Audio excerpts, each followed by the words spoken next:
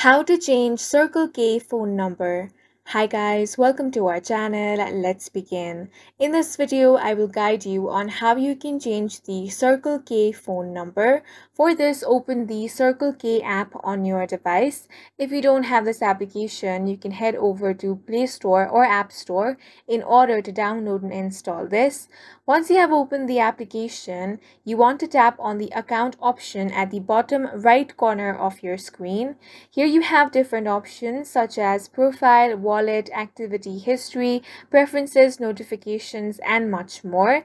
Tap on the option of profile. You have all the information about your profile here, such as first name, last name, country, mobile number, and password.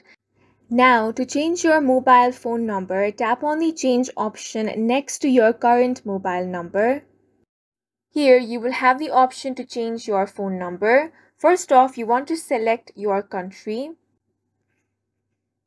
Once you have selected the country, start to enter your new number. Then, tap on the change number option. Now, after the verification, your Circle K phone number will be successfully changed. And that's it for this video. If you found it helpful, please make sure to hit the like button and subscribe for more videos like this.